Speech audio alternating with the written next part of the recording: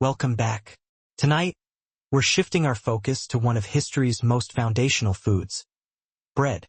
But forget the supermarket fluff that collapses at the slightest breeze. We're talking about its medieval predecessor. This was a loaf so incredibly dense, so packed with nutrition, and so uncompromisingly real, it served equally well as a formidable tool and a sustaining meal. Settle in, perhaps lower the lights and let that perfect background hum commence. It's time to embark on this savory journey. To grasp how medieval bread earned the title, the Avengers of Nutrition, one must first accept a crucial, simple truth. Medieval folks didn't just consume bread. They were locked into a long-term, deeply committed relationship with it. Bread transcended mere sustenance. It was intrinsically tied to identity.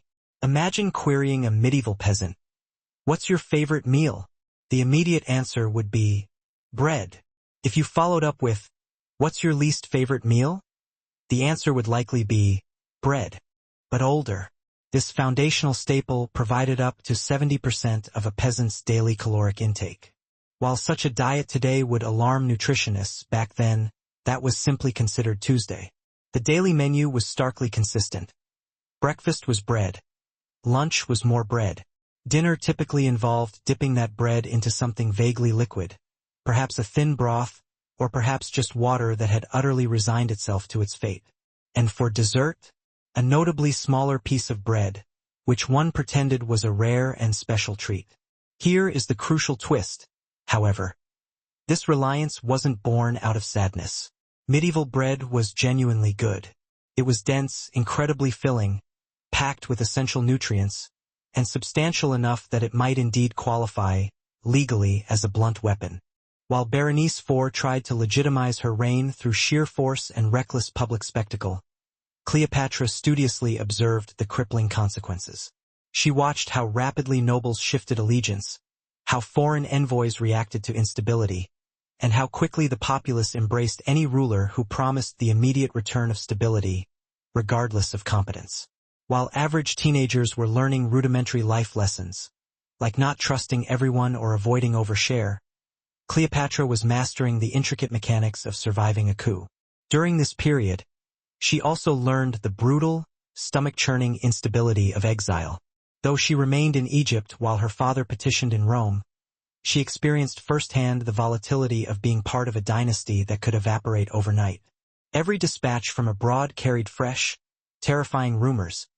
Would Rome restore Ptolemy XII? Would they simply annex Egypt? Would Berenice IV execute her siblings? Cleopatra lived suspended between hope, paralyzing fear, and developing strategy. This period of sustained chaos did not crush her spirit. Instead, it clarified her entire purpose. Royalty, she realized, was never a form of protection, it was a shimmering target. She knew that if she ever reached the throne, she would need Roman support, Egyptian loyalty, and enough native intelligence to outplay both sides without losing herself in the process. These teenage years of upheaval shaped her into something the ancient world rarely saw, a royal who learned from disaster instead of repeating it. Cleopatra stepped out of this family storm not weakened, but strategically sharpened, and ready for the destiny that was already steering toward her. When Cleopatra was roughly 15 or 16 years old, the political tides abruptly shifted. A single loaf provided the sustained energy needed for a farmer to plow fields, manage livestock, repair leaking roofs, walk 10 miles uphill in a blizzard, and potentially fend off local threats. Say, a particularly determined Ulrich the sheep thief. By comparison, modern bread offers barely enough fuel to get you through clearing your email inbox. Bread was universal. Peasants relied upon it. Nobles enjoyed it. Monks ate it, perhaps while simultaneously trying to banish the thought of a good mug of ale. Even soldiers carried hardtack, a form of bread so supremely durable it could withstand a war, a massive flood, and probably the impact of a minor meteor strike. Naturally, not all bread was created equal. The nobility savored soft, airy white loaves, which were essentially the medieval equivalent of delicate breakfast pastries. Peasants, conversely, consumed bread so compacted and heavy that it likely defied several known laws of physics. Yet, regardless of the texture, from angelic cloud to compressed misery, bread was omnipresent. The wildest revelation is that medieval people, entirely by accident, created a true superfood. They lacked the guidance of nutritionists, dietitians, or modern wellness influencers lecturing them on gut health. Their priorities were brutally practical. Will this keep me alive? Will this survive the winter? Can I eat this without my family questioning my sanity? Bread reliably answered yes to all three. It was easy to store, simple to transport, difficult to ruin in the baking process, and nearly impossible to poison yourself with. A rare and commendable accomplishment in the treacherous landscape of medieval cuisine. Considering the alternatives, spoiled meat, vegetables that only appeared once a year, and water that might murder you, bread was the dependable, stalwart friend everyone clung to. It wasn't merely food. It was survival strategy, a daily necessity, and medieval life itself, baked into a simple loaf. Ptolemy XII, after spending his exile wandering Rome with the desperation of a man attempting to return a very overdue library book, finally convinced, a generous term, the Romans to restore him to Egypt's throne. He secured this guarantee by essentially paying Julius Caesar and Pompey the great enough gold to make the entire Roman Senate shrug and grudgingly assent. Fine, go reclaim your kingdom. Rome sent troops. Berenice resisted, and the Roman retaliation was violent, decisive, and tragic. Berenice was summarily executed, and the flute player king returned home, shaking but victorious. Cleopatra watched this entire, brutal restoration from the inside, and it taught her more about realpolitik than any tutor ever could. She saw firsthand that Rome did not act out of loyalty or ideology. It acted purely out of immense profit. She saw how quickly foreign soldiers could irrevocably alter a nation's fate, and she saw how tragically fragile royal legitimacy was. One moment her sister ruled with ambition, the next her name was erased from every public inscription. But Cleopatra also gained something irreplaceable during this violent return. Opportunity. Ptolemy XII, owing Rome more money than Egypt could ever truly generate, needed absolute control to keep the debt payments flowing. Crucially, he needed a clever, politically astute partner, someone he could actually trust, which, considering his children's track record, was a low bar. Cleopatra became that indispensable figure. Teenage Cleopatra began attending council meetings, listening to petitions, and observing administrative decisions. Her father, physically exhausted from constant crisis and aging faster than his cosmetics could possibly disguise, increasingly relied on her sophisticated judgment. She learned how to assess grain shipments, evaluate complex legal disputes, and handle tax negotiations with provinces already strained by famine and Roman demands. To understand why this medieval bread functioned as a nutritional cheat code, you must examine the flour. Medieval flour was not the soft, pale, fluffy powder found in modern stores, the stuff so overprocessed it practically files your taxes for you. No, medieval flour was stone ground, rugged, entirely unfiltered, and nutritionally aggressive. It didn't just sit passively in your bread. It actively participated. Stone grinding pulverized the entire grain together. The bran, the germ, the endosperm, the minerals, and frankly, anything else the millstone happened to include. The result was a flour so rich in vitamins, fiber, and natural oils that modern dietitians would weep tears of gratitude, while contemporary influencers would instantly attempt to market it as an overpriced detox cleanse. In comparison to this medieval powerhouse, modern flour is, frankly, pathetic. It is stripped, bleached, chemically enriched, and then treated as though it needs immediate witness protection. After removing almost everything nutritious, companies synthetically add back a handful of vitamins and proudly declare it fortified.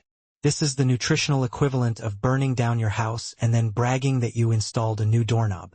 Medieval flour, conversely, was whole in every meaningful sense of the word. Since stone mills didn't discriminate, they ground everything whether the grain liked it or not. This meant medieval bread contained fiber for healthy digestion, iron for physical strength, magnesium for muscle function, zinc for immunity, healthy fats for energy, and tiny trace amounts of rock dust for character. Yes, technically, medieval people ate minute amounts of stone, but this simply meant their bread came with bonus minerals and a mild, crunchy surprise. That's what they called value. Furthermore, because it was true whole grain, medieval bread actually filled you up. Not the temporary, short-lived fullness until your next sugar craving hits. This was not ceremonial involvement. This was intensive, real-world training for rulership. Alexandria's court quickly took notice. Officials whispered about the young princess who possessed the nerve to ask sharper, more penetrating questions than men twice her age. Foreign envoys uniformly reported back that she was articulate, strategically confident, and deeply perceptive. Even seasoned Roman observers noted her intelligence long before they took any interest in her beauty. The restoration had been brutal, costly, and politically humiliating for Egypt, but for Cleopatra, it marked her definitive ascent from dutiful royal daughter to powerful political actor. She stepped out of the shadow of her reckless siblings and entered the grinding machinery of power, already readying herself for the throne she would soon share and eventually dominate. By the time Cleopatra reached the age of 17, she was no longer merely a princess observing politics from the periphery. She was an undeniable force quietly shaping them. Her father, Ptolemy XII, was physically weakening and politically exhausted. Years of exile, crippling debt, famine, and rebellion had drained him, leaving a kingdom held together only by Roman intimidation and Cleopatra's rapidly growing competence.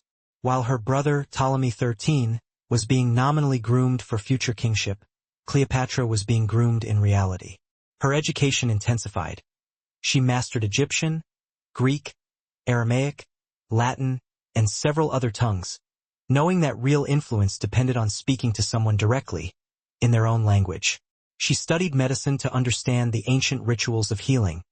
She studied rhetoric to sway advisors and generals. And she studied philosophy to fortify her own resolve.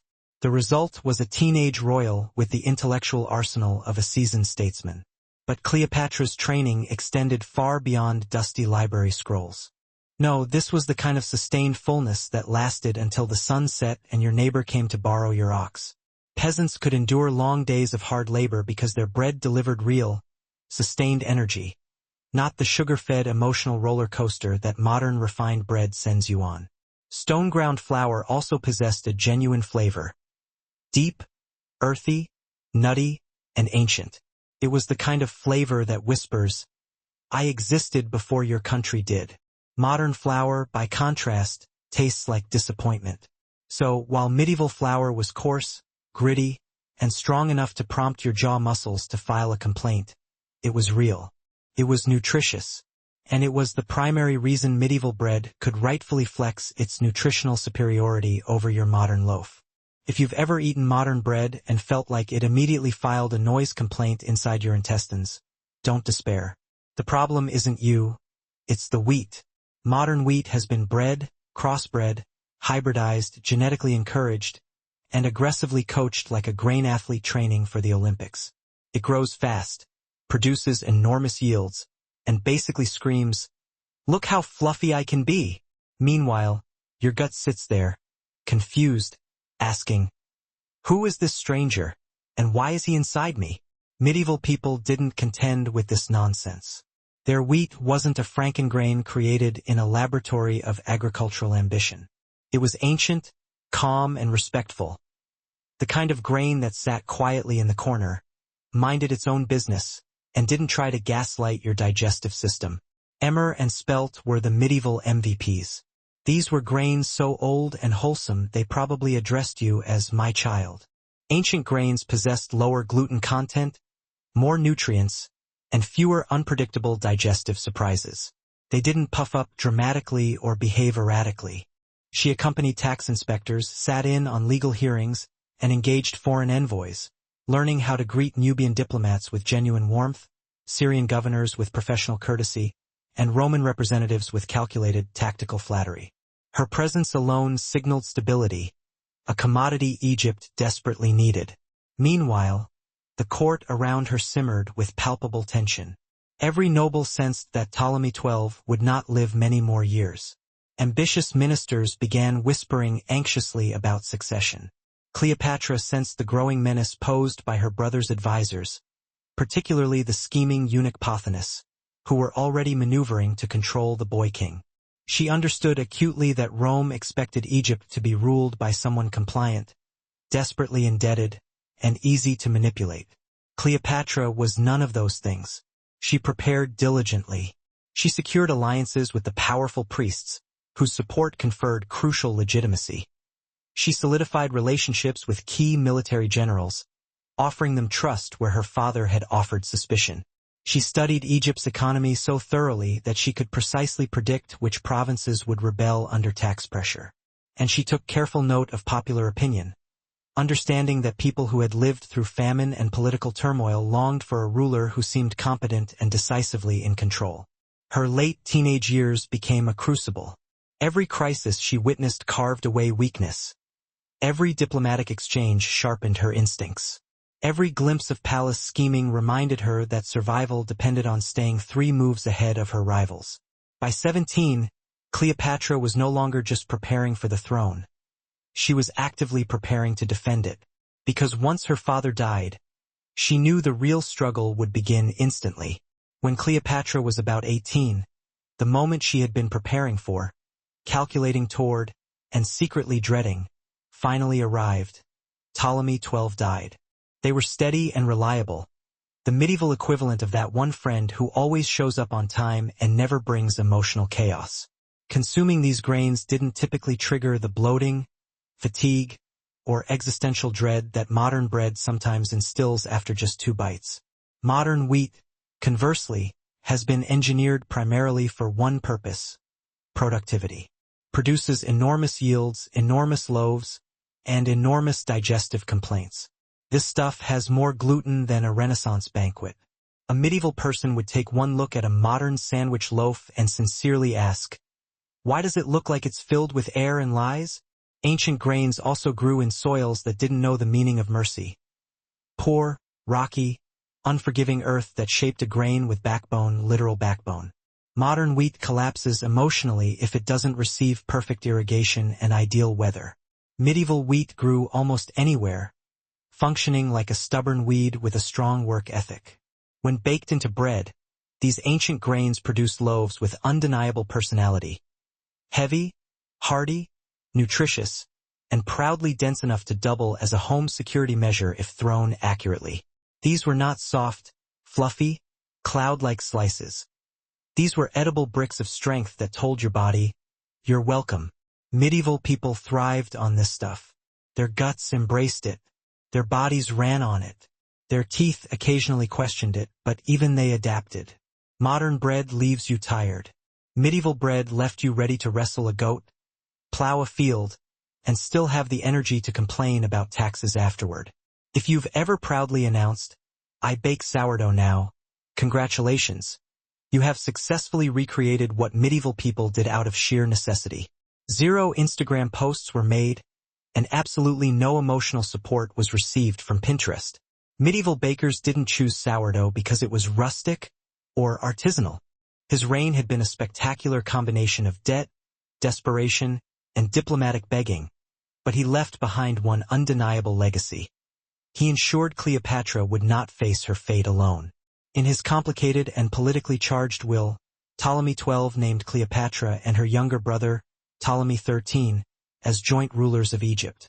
A teenage girl and an even younger boy were now thrust onto the tightrope of destiny, expected to steer the Mediterranean's most coveted kingdom.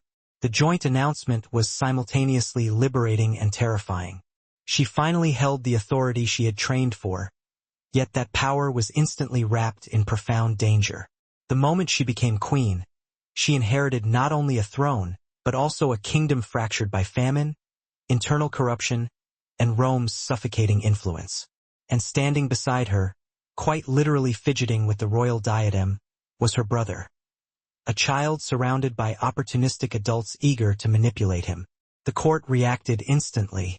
Advisors loyal to Cleopatra celebrated quietly, knowing she possessed the intellect and charisma to lead. Meanwhile, the entourage around Ptolemy XIII, most notably the ambitious Pothinus and General Achilles, tightened their ranks. They had no intention of letting Cleopatra become the dominant ruler. They wanted a puppet king, not a queen with her own sharp mind, her own alliances, and a talent for speaking multiple languages fluently enough to negotiate her way out of disaster. Cleopatra, however, refused to be overshadowed. She took immediate, decisive steps to assert her preeminence. Most notably, she began appearing alone on newly minted coins, a bold, unmistakable signal to both Egypt and Rome about which sibling truly held the reins of authority. She addressed officials directly without filtering her commands through her brother. They chose it because it was the only option available. Instant yeast did not exist. Packets of active dry yeast did not line medieval market stalls like magical packets of bread optimism. Instead, medieval people relied entirely on wild fermentation, a polite term for nature is in charge and we hope it's feeling cooperative today. Inside every medieval starter lived a microscopic party of wild yeasts and lactic acid bacteria, the original probiotics, long before supplement companies convinced people to swallow yogurt-flavored capsules at 9 in the morning. These microbes feasted on flour and water, multiplied like gossip in a small village, and transformed the dough into something alive, bubbling, and ready to bake. This slow, natural fermentation was a biochemical miracle disguised as a routine kitchen chore. As the dough sat for hours or sometimes overnight, the microbes got to work, breaking down gluten, reducing bitterness, neutralizing phytic acid, and making essential nutrients more available for absorption. In simple terms, they performed the digestive heavy lifting before the bread even entered your mouth. All you had to do was chew it without shattering a tooth. Compare that to modern bread, which often rises in a rushed 45 minutes, pumped full of specialized yeast strains that work faster than a medieval tax collector. There's no relaxation, no microbial spa treatment, no friendly bacteria helping out. Just speed, convenience, and the inevitable digestive consequences of doing everything too quickly, like fast food with a psychology degree. Medieval sourdough wasn't just easier on the stomach. It was actively beneficial for it. The bacteria created lactic acid, which gave the bread a slight tang and helped preserve it naturally. That meant medieval loaves didn't succumb to mold in a day like modern supermarket bread, which goes stale faster than a political promise. She met with foreign envoys personally, charming them in their native languages, and she began repairing Egypt's shattered finances by reducing taxes in strained regions and stabilizing grain distribution. Her early actions revealed a truth that palace insiders already suspected. Cleopatra was definitively not going to be a ceremonial co-ruler. She fully intended to govern, but her brilliance intensified the immediate resistance. Pothinus and his faction began plotting against her almost immediately, whispering to Ptolemy XIII that his sister sought absolute power. They painted her as dangerous, disobedient, and far too independent for a proper royal woman. Cleopatra had seized the throne with brilliance and determination, but now the very talents that made her an extraordinary ruler would be used to justify her downfall. The storm was coming, and her brother would soon become her greatest enemy. Cleopatra had barely settled into her role as queen when the storm she had been anticipating finally broke over her head. The faction surrounding Ptolemy XIII, guided by the ever-scheming Pothinus and supported by General Achilles, decided that Egypt needed exactly one ruler, and preferably a male one they could control like a puppet on golden strings. Cleopatra, with her sharp intellect, assertiveness, and outright refusal to be sidelined, was far too dangerous for their plans. The tension escalated quietly. Essential letters went missing, her allies were reassigned or pressured into silence, and her royal decrees were always accidentally delayed. Foreign envoys found themselves subtly redirected to Ptolemy XIII.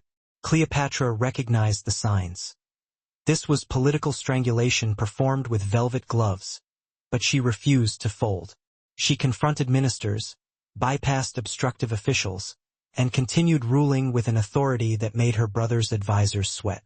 Eventually, subtle sabotage was deemed insufficient. Her rivals needed Cleopatra removed entirely. Even better, this fermentation process created bread with a rich, complex flavor. Earthy, tangy, slightly sour, and deeply satisfying. The bread equivalent of a wise old monk who tells excellent stories and occasionally steals wine. Wild fermentation also ensured that every village had its own unique bread flavor, shaped by local microbes. Your bread literally tasted like your hometown, Medieval people didn't know what probiotics were, but they ate them daily without needing colorful packaging or a commercial narrated by a woman doing yoga. Their bread was alive, and their gut was grateful. If you've ever eaten modern bread and wondered, why does my stomach feel like it's reenacting a medieval siege? The answer is simple. Modern dough barely has time to wake up before it's shoved into the oven. Today's bread rises in under an hour, sometimes under 20 minutes. That's not fermentation. That's bread speedrunning. It's the culinary equivalent of cramming for an exam and hoping the professor doesn't ask any real questions. Medieval dough, however, had time. Long, luxurious spa retreat levels of time. 8, 12, sometimes 20 hours of slow fermenting, bubbling, resting, and contemplating the meaning of life. This was not rushed bread. This was dough that had been spiritually awakened. The science, which medieval people didn't know but benefited from anyway, is beautiful. During long fermentation, natural enzymes and friendly bacteria break down gluten into smaller, more manageable components. They also digest problematic sugars like fructans that modern guts absolutely despise. Phytic acid, the antinutrient that blocks mineral absorption, gets neutralized. Essentially, the dough becomes more and more digestible, more nutritious, and less likely to stage an uprising inside you. In other words, medieval bread was predigested. Not in a weird way, but in a helpful, your stomach barely has to do anything way. Pothinus engineered a full political coup. Cleopatra, still a teenager but already too formidable to kill without risking public outrage, was pushed violently out of Alexandria.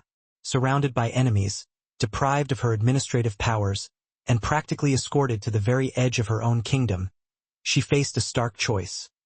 Flee and vanish into obscurity like countless dethroned royals before her, or fight. Cleopatra chose to fight. She slipped away from the capital with a small corps of loyalists and traveled east toward the deserts near Pelusium. There, operating on the very edge of her former kingdom, she began to rapidly assemble an army. Even in exile, she wielded charisma like a weapon. Tribal leaders, seasoned mercenaries, and regional governors pledged support. She secured funds, supplies, and political connections. She planned not just a return, but a triumphant reclamation. Yet Cleopatra's teenage exile was far more than a logistical challenge. It was the moment she understood the specific kind of ruthless ruler she would have to become. Not merely intelligent, not merely diplomatic, but bold enough to defy her own family, clever enough to outmaneuver Rome's agents, and resilient enough to rise from any downfall. Her demanding teenage years culminated not in a peaceful coronation, but in a rebellion launched in her own name, a desperate, world-changing gamble. As she prepared to reclaim Egypt by force, a new, massive force entered the region. Julius Caesar. And Cleopatra, now hardened by betrayal and sharpened by exile, was ready to meet him, not as a victim, but as a queen destined for legend. By the time the Roman Empire exerted its ultimate control over Egypt, the Great Library was already compromised, yet its function persisted. The final demise was not the result of a single, sudden conflagration, as later myths often suggest, but rather a protracted, brutal process of attrition spanning centuries. By the time it reached your digestive system, it was practically waving a little flag that said, "Relax, I've already handled it." Modern bread, conversely, looks at your intestines and says, "Good luck, champ," then immediately sprints away. You can imagine the difference in how people felt. Medieval peasants weren't sitting around clutching their stomachs after eating bread. They weren't Googling gluten intolerance symptoms. They weren't debating sourdough versus gluten-free diets in candlelight cottages. They ate their bread, went back to plowing fields, lifting hay bales, and enduring 12-hour days of physical labor without collapsing dramatically like a character in a Victorian novel. The long fermentation also significantly improved flavor.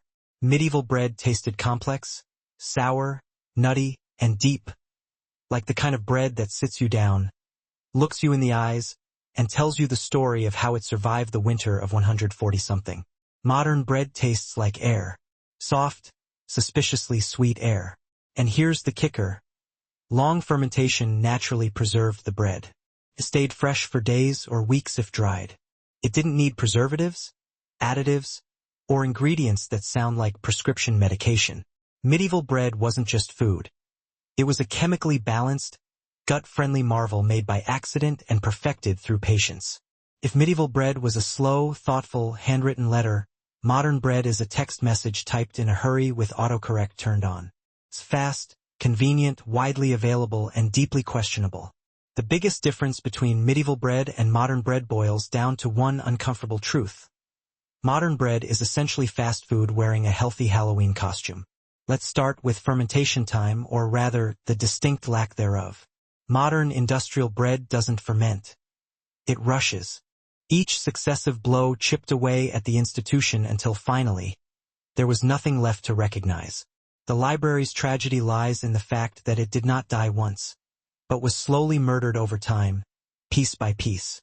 A major assault came long after Caesar's war, during the Roman Emperor Aurelian's campaign in the 3rd century CE. His mission was to wrest Alexandria from the forces of the rebel Queen Zenobia.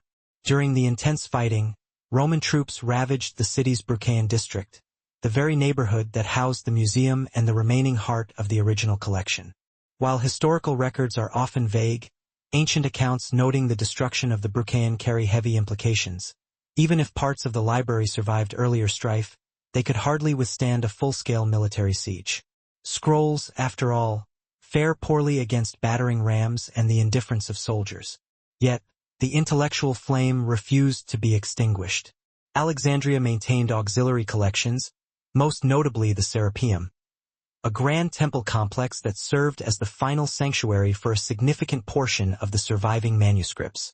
It became the ultimate refuge for the city's intellectual heritage, hosting scholars and teachers who kept the spirit of the library alive. Though the Serapeum may never have matched the grandeur of the original institution, it certainly carried its spirit. The ideological climate, however, was shifting violently. As Christianity ascended throughout the empire, Alexandria transformed into a crucible of conflicting worldviews, marked by riots and sectarian violence. In 391 CE, Emperor Theodosius mandated the closure and destruction of all pagan temples. The Serapeum, being both a temple and a library, became an inevitable target. Though the precise details of its destruction remain contested, the result is certain. The complex was demolished, its invaluable scrolls lost or deliberately scattered. Factories used turbocharged commercial yeast that inflates dough in record time, much the way a politician inflates promises during election season. While medieval dough sat around all day, relaxing like a monk in silent meditation, modern dough gets perhaps 15 minutes before someone screams, "Bake it!" This creates bread that's fluffy, yes, but its fluff is built on shortcuts. Like a mattress made of marshmallows, it feels impressive until you realize your spine hates you. Then there are the additives. Medieval bakers used 3 simple ingredients: flour, water, and salt. Modern bread companies view that list and say, "Cute. Here are 27 more for absolutely no reason." Emulsifiers, conditioners, bleaches, sweeteners, stabilizers, all working together like a corporate board meeting inside your loaf. Today's bread isn't baked. It's manufactured. It possesses the vibe of a food item that legally qualifies as bread but spiritually identifies as packing foam. Consider the shelf life. Medieval bread went stale in days because it was real. Modern bread can sit untouched for a week, a month, or possibly until the next ice age without changing shape. That's not bread. That's a science experiment that somehow made it to production. If medieval peasants saw modern sliced bread sitting on your kitchen counter looking suspiciously youthful, they would immediately suspect dark sorcery. Even the flour is too modern for its own good. Highly refined white flour has been stripped of fiber, nutrients, personality, and any trace of relevance. Companies then fortify it with synthetic vitamins, hoping you won't notice they removed all the real ones first. It's like stealing your wallet and then handing you a coupon as an apology. And don't even get started on the hidden sugar. Modern bread is weirdly sweet, like it's trying to trick your body into thinking it's dessert. This event eradicated the last major physical remnant of the ancient library. Even after this disaster, A final ember glowed in the figure of Hypatia, the renowned mathematician.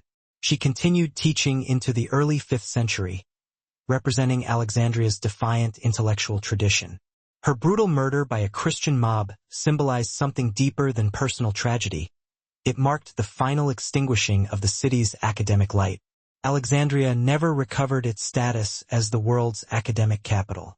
Centuries of war, religious extremism, and crippling neglect had accomplished what no single enemy could: the complete erasure of the library, replaced only by silence. When the halls of Alexandria finally fell silent, the global community did not immediately grasp the magnitude of the catastrophe. Unlike other ancient disasters, this was not just the destruction of property. The library was civilization's memory machine. When it vanished, entire foundational chapters of human knowledge disappeared alongside it. The cruelest irony is that we can never fully quantify the loss. To lose an archive is to lose the very inventory of what was lost. Historians can only conjecture about the vanished treasures. Complete plays by Aeschylus, Sophocles, and Euripides that were never copied elsewhere. Comprehensive philosophical schools whose teachings survive only as tantalizing fragments. Groundbreaking scientific treatises from Babylonian, Persian, and Egyptian traditions that could have accelerated global astronomy and mathematics by centuries. Medical knowledge derived from dissections later forbidden, and entire world histories from Phoenicia, Carthage, and North Africa. The library did not just house books, it housed intellectual possibilities. Yet, the narrative is not one of absolute despair. Some fragments managed to survive. Medieval bakers would take one bite and say, "Why does this taste like someone panicked halfway through the recipe?" When you combine all these elements, the speed, the additives, the engineered sweetness, the artificial softness, you end up with something that resembles bread but behaves more like an edible imposter. Modern bread fills your stomach. Medieval bread fueled your existence. One of the great joys of researching medieval bread is discovering that it contained exactly 3 ingredients: flour, water, and salt. That's it. End of list. No footnotes, no chemistry exam, no fine print warning you about allergens, stabilizers, conditioners, or ingredients that sound like they were invented in a villain's laboratory. Medieval bakers kept things simple because, frankly, they didn't have much else to work with, and the bread was infinitely better for it. Now compare that to a modern loaf from the supermarket. If you flip it over and read the ingredient label, you will find a paragraph, not a list. A paragraph of mysterious substances that would make a medieval monk clutch his rosary in horror. You get things like calcium propionate, ascorbic acid, monoglycerides, datum, and azotocarbonamide, which, by the way, is also used in yoga mats. Yes, there is a non-zero chance your bread and your gym floor share a common ingredient. Medieval peasants may have been cold, muddy, and smelling faintly of livestock, but at least their bread wasn't made of exercise equipment. These additives are included for a reason, of course. They make bread softer, springier, sweeter, lighter, taller, more obedient, more shelf-stable, and less likely to collapse emotionally under pressure. Industrial bread companies treat dough like a badly behaved pet that needs intensive training. Sit. Stay. Don't mold. Don't sag. Don't crumble. Also, be impossibly fluffy. And then they are surprised when your digestive system promptly quits its job. Works translated and organized in Alexandria were carried onward into the Islamic Golden Age, preserved, copied, and studied in new intellectual capitals like Baghdad and Cordoba. The Greek philosophy nurtured here would later fuel the European Renaissance. Crucially, the idea of the library, a universal repository where diverse knowledge is collected and valued, survived as a powerful torch passed from civilization to civilization. The myth of the library endures, celebrated by poets, philosophers, and dreamers as a symbol of human potential, a testament to what can be achieved when learning is prioritized over war and curiosity over conquest. But its demise remains an urgent warning. Knowledge is profoundly fragile. Ideas demand fierce protection. The collapse of Alexandria reminds us that the light of understanding must be fiercely guarded anew by every generation. The greatest treasure humanity ever amassed may not have survived, but the relentless, human desire to rebuild it, to gather, preserve, and share wisdom lives on. In this enduring quest, the Library of Alexandria is perpetually being written. In the medieval world, few diagnoses sparked as much fear, misunderstanding, and utter despair as leprosy.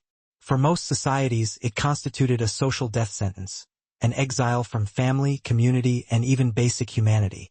However, the Order of St. Lazarus, the famed leper knights or lepanites, radically defied this predetermined fate. They were neither hidden away nor erased. Instead, they were purposefully gathered, organized, armed, and given a mission that uniquely synthesized religious devotion, practical healing, and quiet martial courage. Their distinguishing green cross, stitched boldly onto their cloaks, symbolized both profound suffering and resolute sanctity, marking them as men who walked beside death but refused to be mastered by it. Medieval dough didn't get pampered with conditioners or preservatives. It rose naturally, shaped itself humbly, baked honestly, and went stale like a respectable food should. There's something inherently suspicious about a loaf that refuses to age. Medieval people would look at a 2-week-old fresh modern loaf and immediately suspect demonic involvement.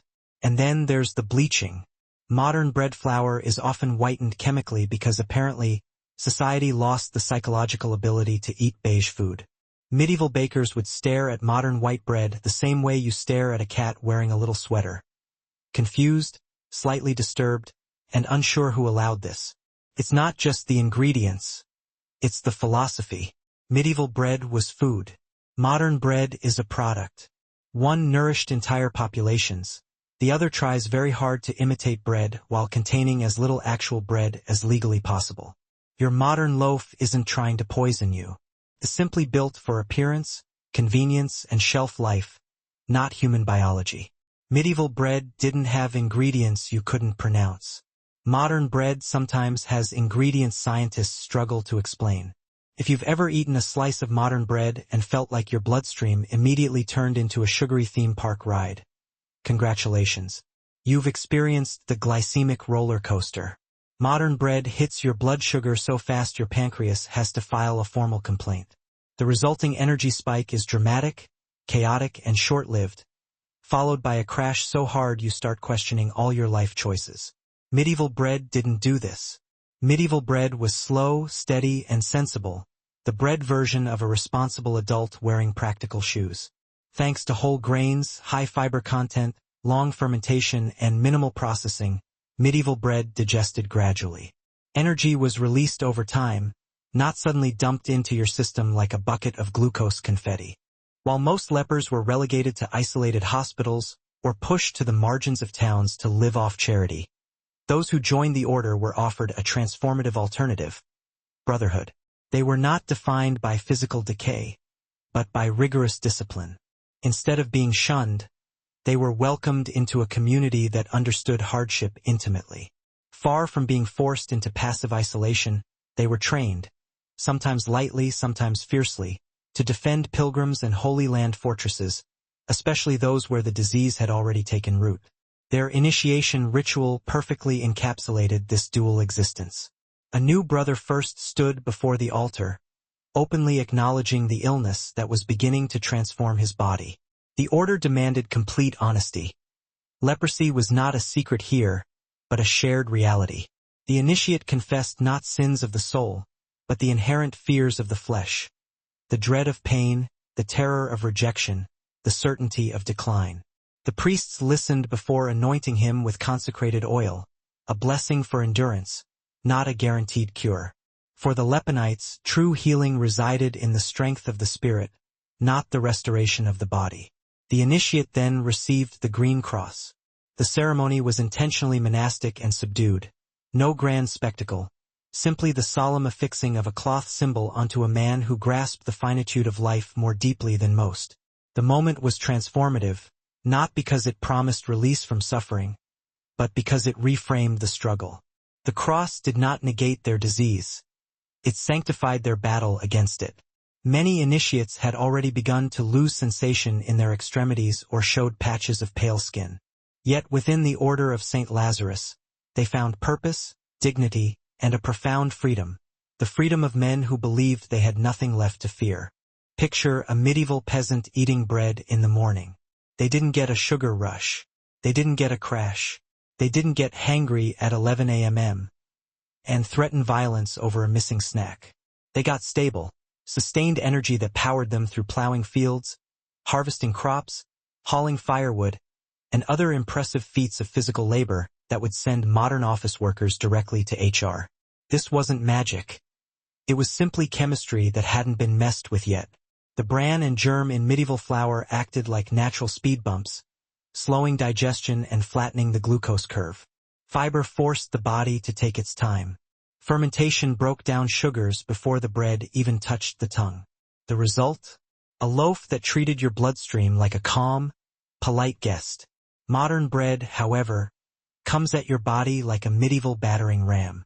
The refined flour contains almost no fiber, meaning the glucose hits your bloodstream with all the subtlety of a cat knocking things off a shelf.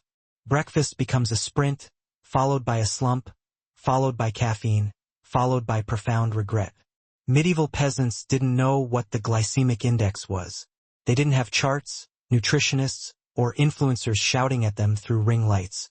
They just knew that after eating their bread, they could work without collapsing dramatically on the barn floor. The difference is obvious. Medieval bread supported your metabolism. Modern bread tries to hijack it, and the consequences are clear. Today, millions struggle with blood sugar spikes, energy crashes, insulin resistance, and cravings created by foods designed for profit, not human physiology. Medieval bread nourished. Modern bread negotiates with your bloodstream like a shady merchant selling questionable potions. In the great battle of glucose control, medieval bread remains undefeated. Here's the funniest part about medieval bread. Medieval people had absolutely no idea why it worked so well. For the leper knights, purification transcended mere symbolism. It was a daily necessity woven into the fabric of survival. With their bodies changing slowly, painfully, and unpredictably, their rituals of cleansing served a powerful dual purpose: spiritual readiness and meticulous medical discipline. Each morning, before prayer or training, the brothers assembled at the courtyard stone basins for what they called the washing of the affliction. This was neither baptism nor simple hygiene, but a ritualized acknowledgement of the ceaseless war being waged beneath their skin. The water, drawn from lime-lined wells and blessed by the chaplain, was fortified with crushed herbs and coarse salt. Though the order's own physicians, many afflicted themselves, hoped these mixtures would slow the infection's spread, the scientific efficacy mattered little to the brothers. What mattered was the sensation. The cold sting on numb limbs, the sharp bite of salt in wounds that refused to close, the faint, rising scent of rosemary and myrrh in the crisp morning air. Every sensation served as a reminder that while their bodies faltered, their spirits remained keenly awake. Before entering the basins, each knight murmured a simple vow, *, let my flesh weaken, but not my resolve. These were not ancient scriptural passages, but a fierce promise passed down from brother to brother, cherished more than any formal liturgy. As they washed, the chaplain moved slowly along the edges, whispering blessings for endurance, courage, and mental clarity. No one expected miraculous healing, but the ritual provided calm, and that calm was its own potent medicine. Following the washing came the anointing. A thin, fragrant salve of oil and resin was gently rubbed onto their hands, feet, and faces by fellow knights. This profound act, a man with damaged flesh tending to another, forged a bond deeper than any battlefield oath. They didn't know what gut bacteria were. They didn't know about microbiomes, digestive enzymes, or probiotics. They didn't even wash their hands consistently. But somehow their bread was a daily gift to their digestive system. Total accident. Zero research. No health gurus. Just microbes doing their thing while peasants tried not to starve. The secret? Wild fermentation. Every medieval sourdough starter was a tiny civilization of bacteria and yeast, bubbling away like it was paying rent. These cultures weren't sterilized or purified. They were alive, chaotic, and surprisingly friendly to the human gut. When medieval people ate their bread, they were consuming living organisms that helped break down food, regulate digestion, and keep harmful bacteria in check. They weren't eating probiotics. They were eating actual life sprinkled on top of centuries-old milling techniques. Modern bread, in comparison, is sterile, deactivated, and comically lifeless. Most supermarket loaves possess the microbial diversity of a desert rock. Your gut looks at modern bread and asks, okay, but where's the team? Instead of delivering beneficial bacteria, modern bread offers little more than empty starch and a 2 p.m. energy crash. Medieval bread also carried beneficial acids produced during fermentation, lactic acid, acetic acid, and other compounds that gently lowered stomach pH and encouraged robust digestion. These acids slowed carbohydrate absorption and supported healthy gut flora. Medieval people didn't know any of this. They just knew their bread didn't give them stomach cramps and existential dread. And let's talk fiber. Medieval bread was loaded with it. Stone-ground flour didn't remove the bran or germ, meaning every bite delivered a high-fiber punch directly to the intestines. Modern bread, frankly, has so little fiber it should legally be classified as a decorative sponge. By touching each other's wounds, they shattered the horrific isolation that characterized the medieval leper's life. Here, they were not outcasts, but comrades united by shared suffering. Once purified, the brothers carefully dried their limbs with linen cloths and dressed, taking great care with their tender skin and lost sensation.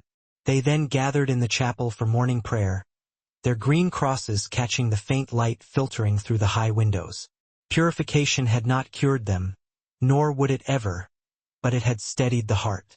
And for men whose lives were constantly shadowed by death, a steady heart was a miracle in itself. Every evening, as the sun dipped beneath the ramparts and long shadows stretched across the leprosarium courtyard, the Lepanites assembled for the ritual that arguably defined their order more deeply than any martial oath, the Vigil of the Green Cross.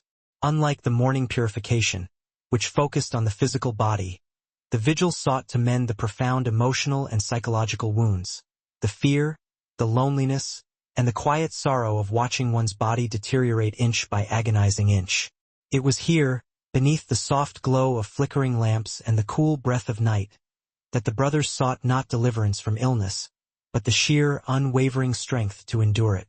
The vigil began in silence. The knights filed into the dim chapel one by one, moving slowly, some relying on carved staffs, others guided by comrades whose fingers had not yet gone numb. The chapel was lit only by a few candles, their flames dancing gently against the stone walls. At the center of the altar stood a simple wooden cross, painted green. Not the regal gold or silver of other orders, but the humble color of medicinal herbs and hard-won hope. The green cross served as a stark reminder that healing manifested in many forms, and often, acceptance was the only true cure. Fiber fed the good bacteria, kept digestion regular, and gave medieval guts a robust resilience that modern microbiomes can only dream about. Even mold, yes, mold, behaved differently. Medieval bread naturally staled. When it finally molded, it often grew harmless, natural molds, not the toxic industrial kind that develops on preservative-packed loaves today. Medieval people simply dried stale bread into rusks or soaked it in broth until it became edible again. Waste not, want not. Especially when the primary function of your daily bread was optimizing your gut biome, a feat your doctor might struggle with today. True, medieval loaves were often messy, aggressively rustic, and possessed a surprising crunch, yet they were profoundly nurturing to the digestive system. Compare that to modern bread, which your gut endures with the same grim resignation that a medieval peasant reserved for the depths of winter. Have you ever paused to wonder how medieval laborers managed such Herculean tasks? Hauling massive stones, swinging axes for hours, carrying livestock, climbing steep battlements, digging trenches, threshing grain, farming fields, fighting wars, or marching long distances, all without instantly collapsing like neglected houseplants? The answer is elegantly simple: bread. We are not talking about modern, refined carbohydrates that induce a midday coma. This was medieval bread, the nutritional equivalent of fueling the body with a robust, slow-burning furnace rather than a fleeting birthday candle. Medieval peasants weren't leisurely nibbling delicate croissants or artisan brioche. Their staple was dense, whole-grain loaves, often weighing as much as a modern exercise dumbbell. A single slice offered sustained satiety for hours. 2 slices could fuel a full day of unrelenting physical labor. Consume 3 slices and you were virtually invincible, provided, of course, the local feudal lord didn't raise the tax burden again. Once gathered, the chaplain recited the opening prayer. We do not ask to be restored, but to be steadfast. These words, delivered softly but with absolute conviction, represented a direct rejection of pity. The knights did not pray for divine miracles. They prayed for dignity, clarity of mind, and the ability to meet each successive day with grace, regardless of their bodily decline. They asked for the strength to resist bitterness and to uphold their sacred oaths despite their relentless suffering. The communal prayer was followed by the offering of candles. Each knight stepped forward to place a small wax taper at the foot of the green cross. Some managed the candles gingerly with damaged hands. Others used both palms to steady their grip. The act symbolized a deeply personal burden being surrendered, not erased, but shared and supported among brothers. As the candles accumulated, the green cross became enveloped in a warm, gentle halo of light. Then came the chant, a low, rhythmic, almost monastic sound that filled the chapel like a unified heartbeat. The knights' voices, roughened by illness but steady with resolve, blended into a continuous, soothing hum. For these few moments, the pain in their joints, the numbness in their nerves, and the anxiety of the coming dawn all faded beneath the profound power of shared sound. The vigil ended as quietly as it began. Each knight left the chapel carrying not a cure, but something far more sustaining. Peace, acceptance, and the undeniable assurance that their suffering was not borne alone. The Lepanites lived a profound paradox. They were warriors whose physical bodies were steadily betraying them. Yet discipline, rigorous, unyielding, and intensely purposeful, remained the cornerstone of their identity. While few would ever charge into battle like the knights of the military orders, they continued to train. They did so not because victory was guaranteed, but because discipline conferred dignity. This bread was engineered by nature and happenstance, not manufactured in industrial facilities. It delivered complex carbohydrates that released energy slowly and dependably, avoiding the rapid spike that launches blood sugar into orbit only to crash the consumer into a mid-morning slump. Combined with essential minerals, healthy fats preserved in the grain germ, and fermentation-enhanced nutrients and fiber, medieval bread functioned as a complete, sustaining meal disguised within a simple loaf. Consequently, medieval bodies were conditioned to operate on a consistent, true energy source. Peasants were unfamiliar with the afternoon crash, that modern slump where one stares blankly at a screen, pleading for coffee. They weren't snacking hourly, nor were they plagued by cravings for sugary pastries, whipped frappuccinos, or anything dusted with cinnamon and subsequent regret. Their entire diet system was, perhaps unintentionally, optimized for long-term endurance. Even monks, who devoted large portions of their day to quiet contemplation, or perhaps structured napping, depending on the specific monastery, relied on bread as their core sustenance. Monastic bread often boasted a shockingly austere quality, yet it provided ample nutrients to fuel long hours of prayer, scholarly writing, gardening, and illuminating manuscripts featuring angels who always seemed to harbor a subtle look of disappointment. Soldiers, crucially, operated almost entirely on bread. Armies literally marched on these dense loaves, which delivered the extreme caloric density necessary to cover 30 miles while encased in heavy armor and carrying weapons substantial enough to cause permanent postural damage. Bread was so absolutely vital to the medieval physical machine that any shortage inevitably resulted not just in hunger, but in literal popular uprisings. If modern individuals become irritable merely when restricting carbohydrates, medieval people started revolutions over them. For the brothers of St. Lazarus, the act of training itself was a sacred ritual, a declaration that their spirit would never be claimed by illness, even as their flesh withered. Training sessions commenced in the early afternoon, after the worst of the sun's heat had passed. The courtyard echoed with the dull clatter of wooden practice swords. Some knights utilized modified weapons with thicker grips to compensate for numbed fingers. Others drilled defensive maneuvers, meticulously honing their footwork to maintain balance despite nerve damage. Every movement was carefully calculated, Every strike was a painful negotiation with the body. Judgment was obsolete here, for the universal weakness forged a profound acceptance. The smallest breakthrough was celebrated. A clean parry, a steady stance, or a moment of surprising strength in hands that had trembled just minutes before. Their instructors, often venerated elder knights who had contended with the disease for decades, possessed an intuitive understanding of how to guide their pupils. They corrected posture with gentle precision, offering highly individualized advice based on each brother's stage of affliction. They instinctively knew which joints were prone to collapse, which residual muscles still responded, and how specific techniques could be modified for the afflicted. Beyond individual training, the knights practiced coordinated drills, moving in tight formations to learn how to fight as a cohesive unit rather than as disparate individuals. This was not merely a tactical preference. It was a protective necessity. A knight whose vision had begun to blur was deliberately paired with one who still saw clearly. A man with weakened legs marched alongside one whose stride remained steady. Each man served as a complement to another's vulnerability. Their unity was the only formidable strength they possessed. The training yard inevitably became a theater for emotional trials. It transcended simple nutrition. It was physical fuel. It built resilience, restored spent energy, and ensured survival during cruel winters when high-quality protein was scarce. Medieval bread didn't attempt to pamper. It prepared.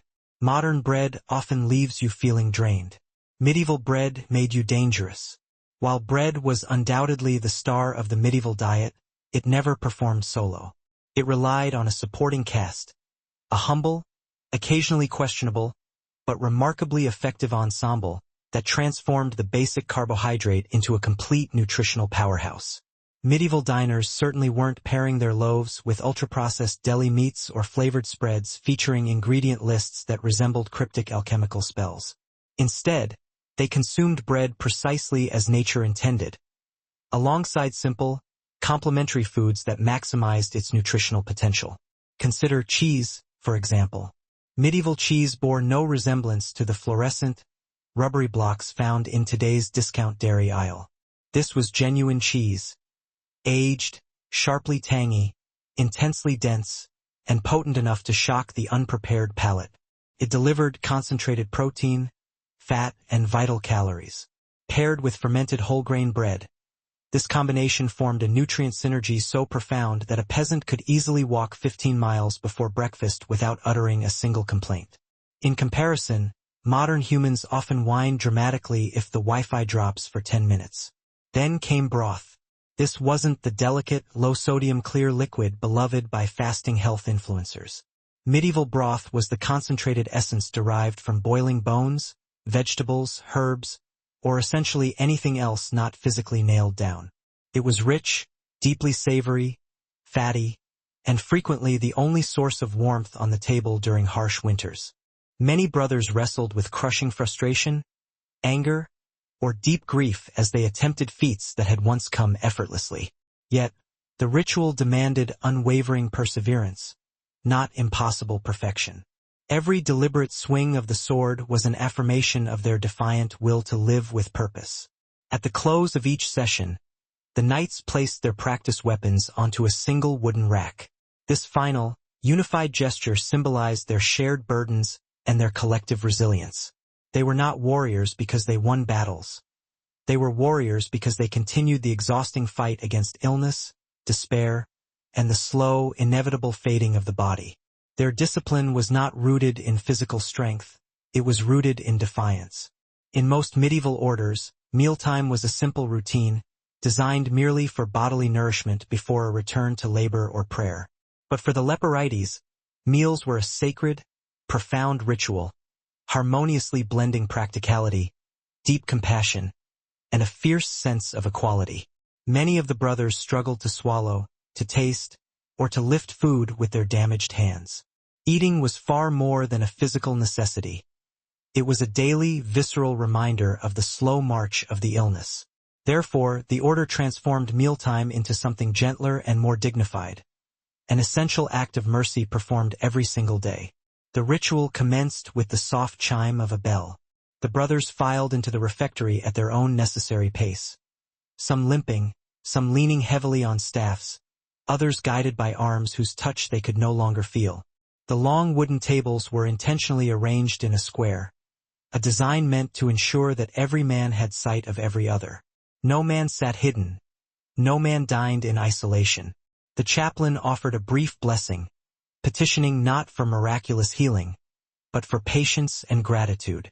Let this meal strengthen what remains unharmed within us. Bread, when dipped into this powerful liquid, softened into a nutritious, warm, porridge-like consistency that was both deeply filling and spirit-reviving. It was the authentic medieval version of comfort food, thoughtfully delivered without the accompanying existential calorie guilt. Beans served as another frequent partner. Being incredibly rich in protein and fiber, legumes enhanced the effectiveness of bread as a daily staple. Together, they created a foundational nutritional duo so successful and complete that large swaths of the population relied entirely upon them for survival. One can only imagine attempting to explain to a medieval peasant that modern humans willingly avoid both carbohydrates and legumes. They would surely conclude you were suffering from a terrible curse. And we cannot forget the role of ale. Yes, ale, not the heavily hopped, high ABV craft brew liquid used primarily for modern bragging rights, but the low-alcohol, nutrient-dense medieval version, brewed from barley and yeast.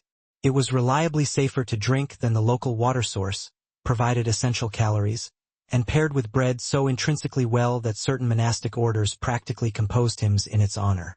Bread combined with ale was the medieval equivalent of peanut butter and jelly, only this combination sustained life and provided a mild, steady buzz. Furthermore, simple additions like onions, hardy herbs, and whatever seasonal vegetables the climate managed to yield completed the menu. These simple additions created a balanced diet that complemented bread's strengths.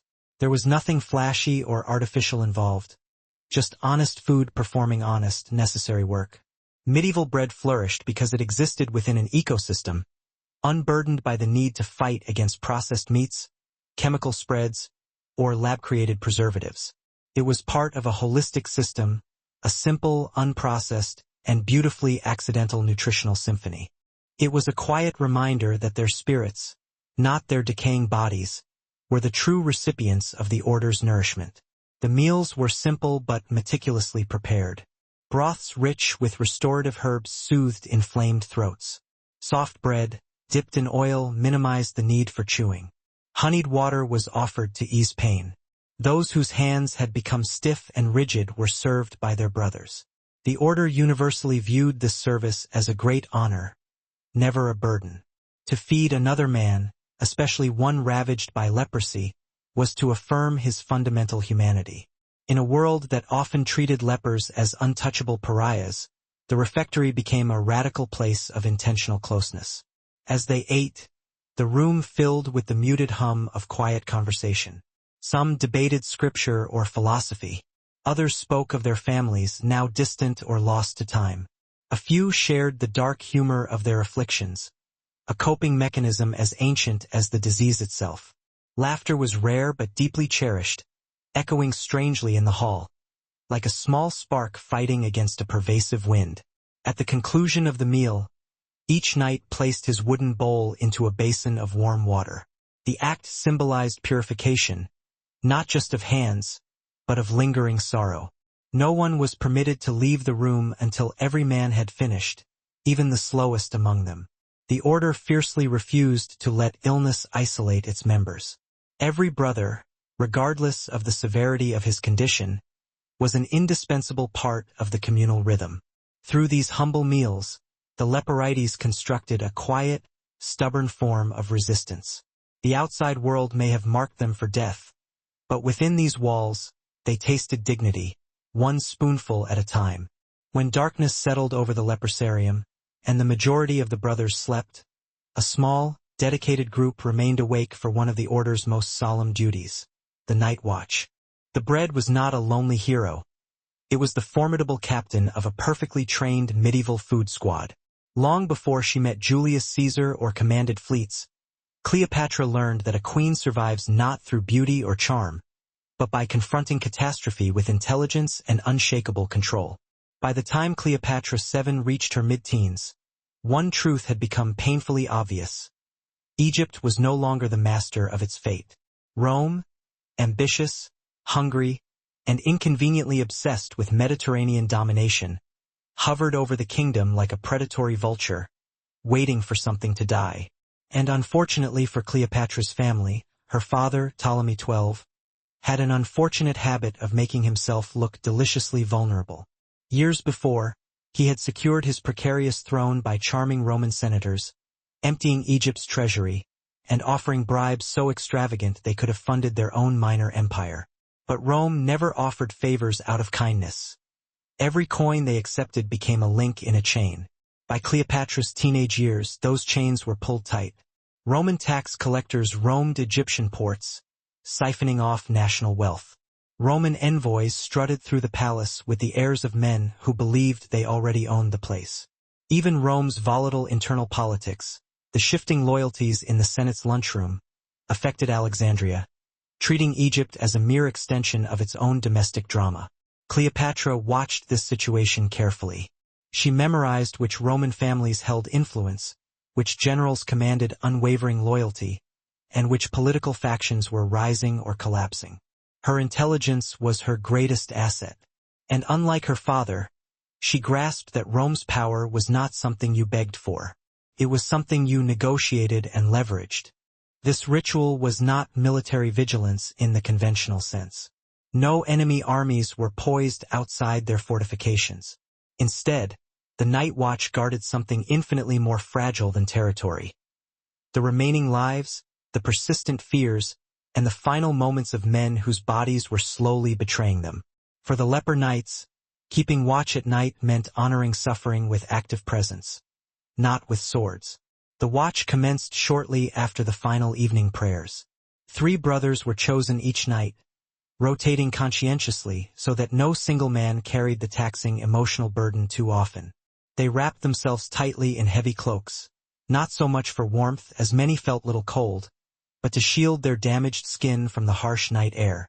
Each carried a lantern, a sturdy wooden staff, and a small pouch of soothing herbs intended for those who might cry out in sudden pain during the night. Their rounds took them through long stone corridors lined with simple beds. Some brothers slept peacefully, while others shifted restlessly, murmuring in fevered dreams. The watchers moved with absolute silence, pausing at each bedside to ensure the sleeper's breath still came. They adjusted blankets, dabbed medicinal salves onto cracked skin, and whispered gentle prayers into ears too weak to respond. These were small gestures, but in the order, small kindnesses transcended the significance of any battlefield triumph. Outside the living quarters lay the garden path, where the watchers often walked to clear their burdened minds. The soft, diffuse glow of their lanterns illuminated patches of mint and sage, plants used for treating sores, infections, and the deep spiritual fatigue that clung to the order like a shadow. Here, the watchers frequently paused, allowing the cool breeze to settle around them. She realized that survival in this new world meant speaking Rome's language, understanding its voracious ambitions, and, when necessary, outsmarting it without ever appearing to defy it openly. And yet, Rome's presence didn't just shape diplomacy. It corrupted Egypt's internal politics. Any noble hoping to dethrone the king went running directly to Roman patrons. Every palace argument included at least one veiled threat disguised as a friendly word from Rome. Cleopatra's siblings grew up believing Rome was a kind of divine force, part oracle, part bully, part distant father figure, who could grant or destroy kingdoms depending on its mood. For Cleopatra, this looming foreign influence was both a danger and a profound opportunity. While other royals feared Rome as a monstrous, monolithic giant, she viewed it as a complex puzzle, one with moving pieces, hidden motives, and powerful men whose egos were large enough to be precisely weaponized. She understood that if Egypt was to remain independent, its ruler would need a sharper mind than any senator and more persuasive charm than any diplomat. These early observations planted the seeds of her future alliances, strategies, and legendary partnerships. Long before she captivated Roman generals, Cleopatra learned how Rome thought, how it operated, and how it could be bent, not defeated, but guided, by a ruler cunning enough to pull the strings. Cleopatra was still a teenager when her world imploded in a spectacular crisis because her father, Ptolemy XII, managed to anger nearly everyone simultaneously. Egyptian nobles despised him for draining the treasury. The populace hated him for famine and ruinous taxes. Even the priests, usually experts at pretending to like whoever sat on the throne, had run out of polite excuses. Eventually, Egypt did what Egypt always did when a Ptolemy misbehaved.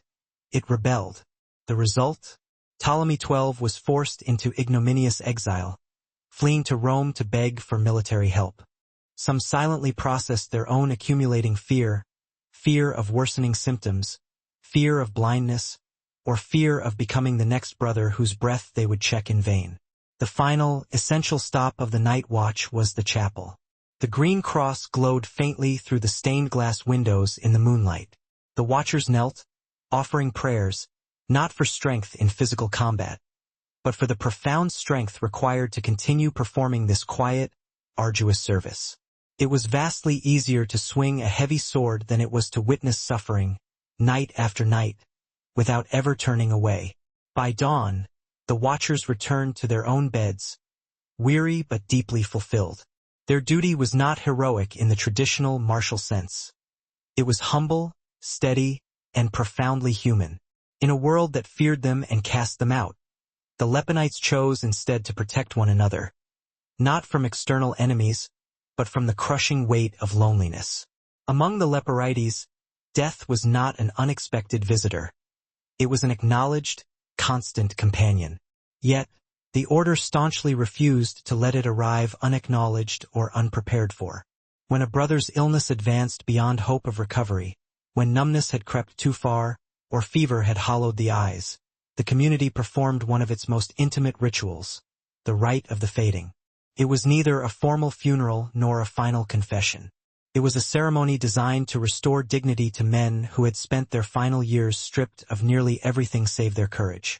The ritual began quietly, usually as dusk gathered. A brother who sensed his end approaching would request the rite, although sometimes the chaplain made the decision gently on his behalf.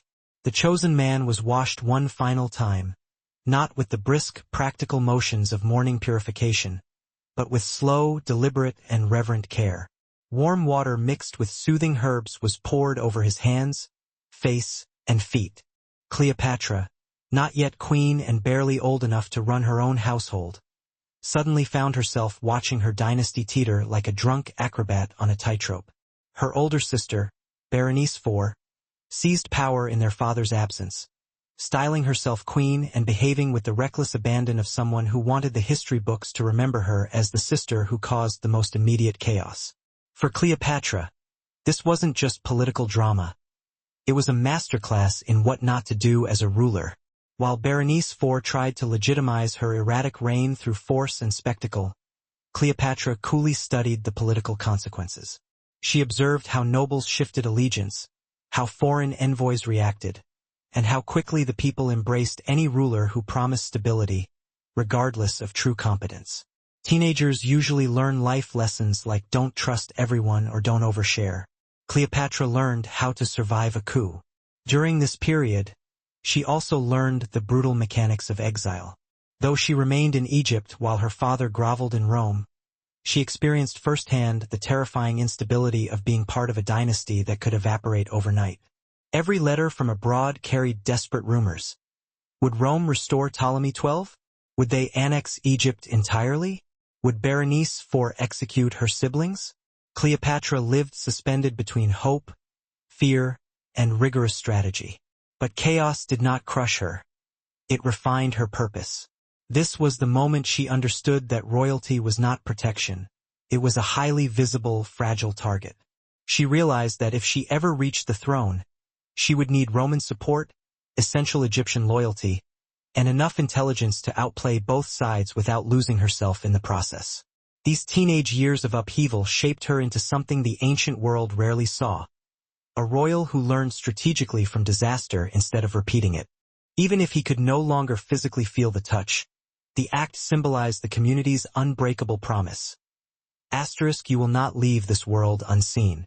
After washing, the brother was clothed in a clean tunic dyed with a faint green thread. Bright colors were avoided.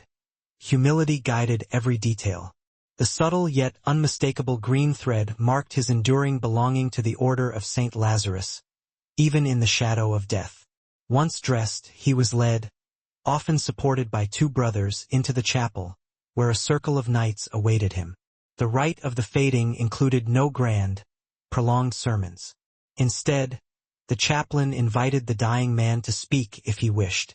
Some offered poignant memories of battles fought before illness claimed their strength.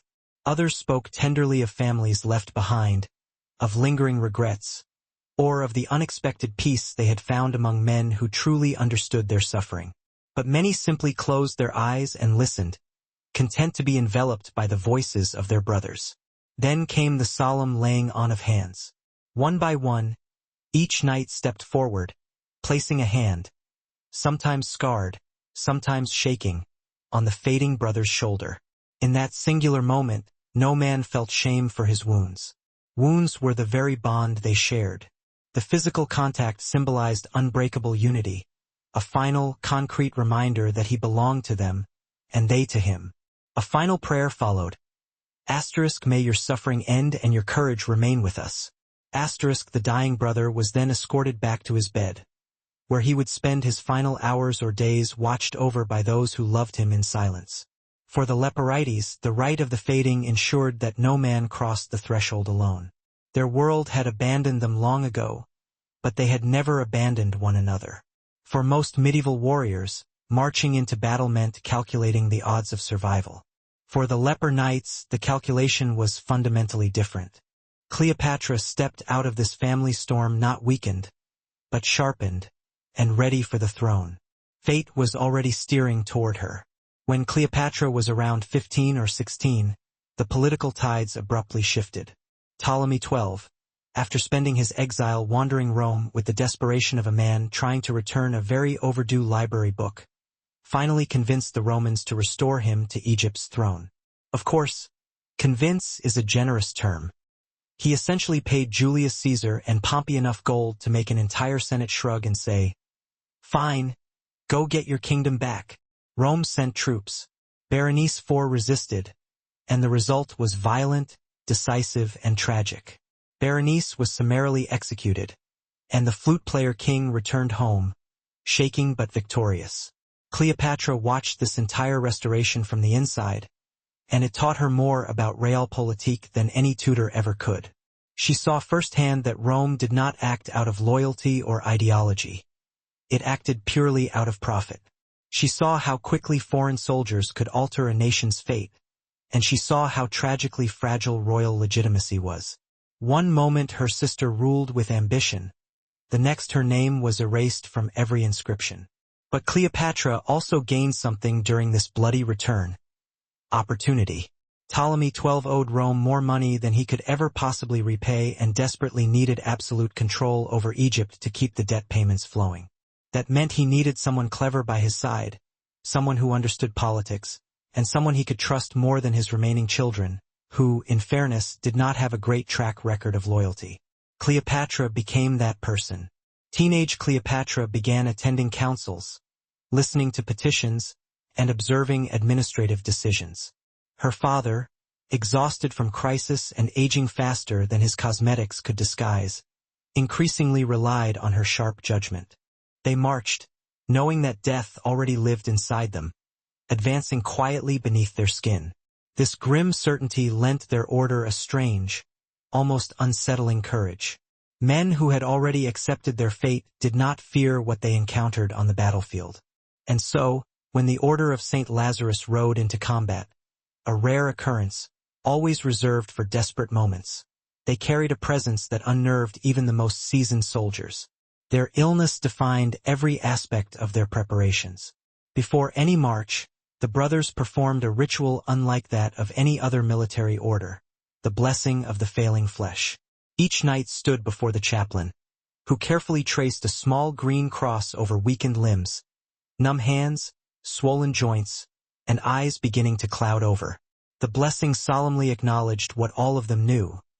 These bodies were fragile, unpredictable, and often painful. Yet, each was still capable of service.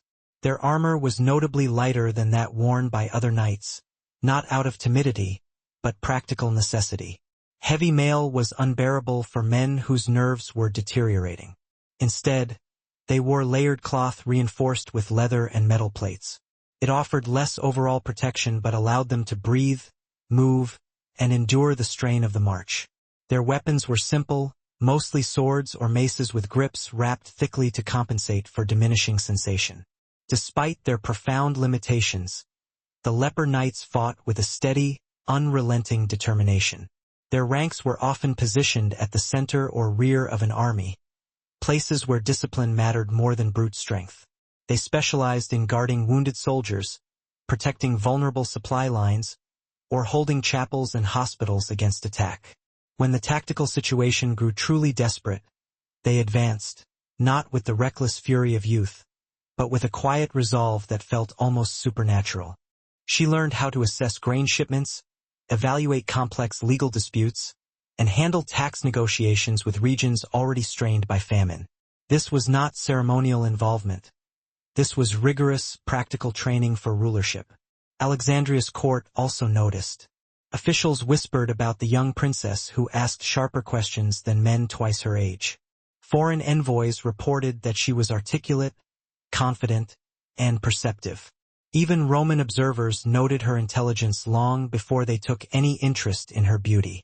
The restoration was brutal, costly, and politically humiliating for Egypt, but for Cleopatra, it marked her ascent from royal daughter to indispensable political actor. She stepped out of the shadow of her siblings and into the machinery of power, readying herself for the throne she would soon share, then dominate. By the time Cleopatra reached 17, she was no longer just a princess observing politics from the sidelines. She was a quiet force shaping them. Her father, Ptolemy XII, was physically weakening and politically exhausted. Years of exile, crushing debt, famine, and rebellion had drained him, leaving a kingdom held together only by Roman intimidation and Cleopatra's growing competence. While her brother, the younger Ptolemy XIII, was being groomed in name only for future kingship, Cleopatra was being groomed in reality. Her education intensified. She continued mastering languages, Egyptian, Greek, Aramaic, Latin, and others, because influence often depended on speaking to someone in their own tongue. She studied medicine to understand the rituals of healing, rhetoric to sway advisors and generals, and philosophy to strengthen her own resolve. The result was a teenage royal with the intellectual arsenal of a seasoned statesman. But Cleopatra's training extended beyond the classroom. She accompanied tax inspectors, observed legal hearings, and met foreign envoys. Their enemies sometimes visibly hesitated to strike them. Rumors spread across battlefields. These men are afflicted, death-marked, chosen by God, cursed, fearless, already half gone. But the leperides themselves rejected both pity and superstition. They fought because it was their solemn oath. They fought because they refused to be defined solely by their suffering. And they fought because, for many of them, battle was one of the few moments when they could forget their disease entirely.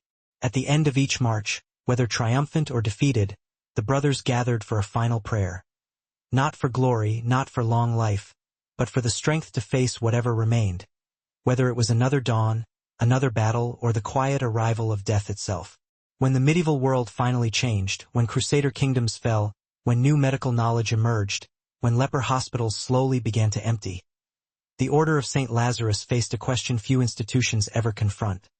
What happens to an order built by men already dying once the world around them moves on? The leperides did not vanish in a single dramatic collapse. Instead, much like many of the brothers themselves, they faded gradually, quietly, leaving behind a legacy that was more spiritual than martial. Their decline began as treatments for leprosy improved and isolation laws across Europe softened. Fewer afflicted men sought the order's refuge. Castles and hospitals once filled with the solemn chant of sick knights became sparsely populated. Yet, even as their numbers dwindled, the core rituals they had created, the washing of affliction, the vigil of the green cross, the night watch, the rite of the fading, remained preserved in manuscripts and shared memories. Monks copied their liturgies. Physicians carefully recorded their medical practices, recognizing that these knights, though untrained by universities, had learned to soothe suffering with remarkable, insightful compassion. She learned how to greet Nubian diplomats with warmth, Syrian governors with courtesy, and Roman envoys with tactical flattery. Her presence alone signaled stability, something Egypt desperately needed. Meanwhile, the court around her simmered with tension. Every noble sensed that Ptolemy XII would not live many more years. Ambitious ministers whispered about which child would succeed him. Cleopatra felt the pressure, too.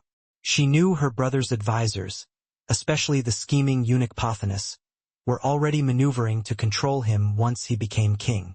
She also understood that Rome expected Egypt to be ruled by someone compliant, indebted, and easy to manipulate. Cleopatra was none of those things, so she prepared. She forged alliances with powerful priests, knowing their support granted essential legitimacy. She solidified relationships with key generals, offering them trust where her father had offered suspicion. She studied Egypt's economy so thoroughly that she could predict which provinces would rebel under tax pressure. And she took careful note of popular opinion, understanding that people who had lived through famine and political turmoil longed for a ruler who seemed competent and decisive.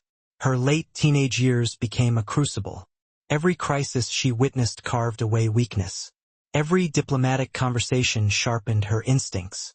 Every glimpse of palace scheming reminded her that survival depended on staying 3 moves ahead. By 17, Cleopatra was no longer just preparing for the throne. She was preparing to defend it, because once her father died, she knew the real struggle would begin. When Cleopatra was about 17, the moment she had been preparing for, dreading, calculating toward, and silently rehearsing, finally arrived. Ptolemy XII died. His reign had been a spectacular combination of debt, desperation, and diplomatic begging, but he left behind one undeniable legacy. He ensured Cleopatra would not face her fate alone. What endured most, however, was their revolutionary attitude toward illness. The Leporides had meticulously crafted a culture in which the diseased were neither hidden nor feared, but profoundly honored. They transformed forced isolation into rich community, physical agony into deep empathy, and chronic despair into disciplined resilience. In doing so, they left an indelible mark on medieval charity. Many subsequent hospitals adopted their practice of communal meals, shared vigils, and gentle end-of-life care. Their example softened hearts in an age that was often brutal toward the weak and afflicted. Their military contributions, though necessarily limited, became the stuff of legend. Chroniclers wrote of men marching into battle without fear, their green crosses glowing starkly against pale skin. They wrote of warriors who protected hospitals more fiercely than others protected castles. They wrote of an order whose courage sprang not from physical might, but from acceptance. The Knights of St. Lazarus became a symbol, not of ultimate triumph, but of heroic endurance. In later centuries, the order reinvented itself, evolving into vast charitable and hospital organizations rather than remaining solely a brotherhood of the afflicted. But the spirit of the old order, the humility, the solidarity, the absolute refusal to let suffering erase dignity, remained deeply embedded in its evolving identity. Today, the Leporides survive mostly in stories, historical manuscripts, and the faded coats of arms preserved in ancient chapels. Yet, their quiet bravery continues to resonate. They remind us that courage is not always found in victory or conquest. Sometimes it lies in sheer endurance, in choosing to stand together when the world steps back in fear. Their bodies failed them. Their legacy did not. In his will, he named Cleopatra and her younger brother, Ptolemy XIII, as joint rulers of Egypt.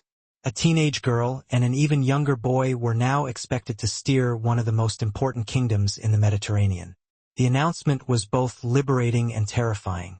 She finally had the authority she had trained for, yet that authority came wrapped in immediate danger. The moment she became queen, she inherited not only a throne, but also a kingdom fractured by famine, internal corruption, and Rome's suffocating influence. And standing beside her, quite literally fidgeting with the royal diadem, was her brother. A child surrounded by adults eager to manipulate him. The court reacted instantly. Advisors loyal to Cleopatra celebrated quietly, knowing she possessed the intellect and charisma to lead.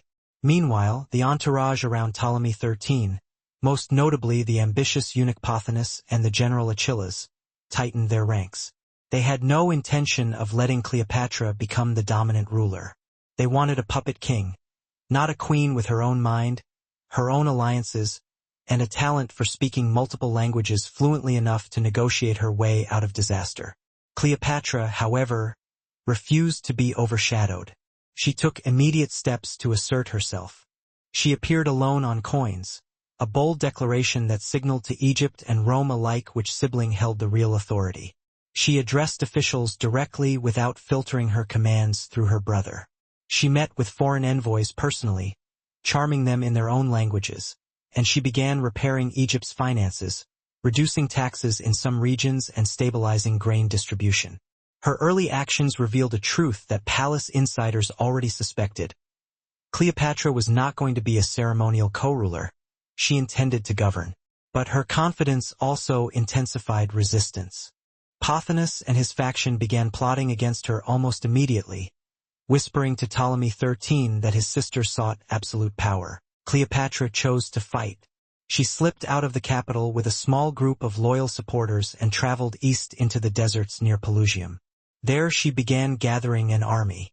Even in exile, she wielded charisma like a weapon.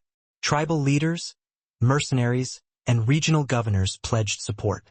She secured funds, supplies, and political connections. She planned not just a return, but a triumphant one.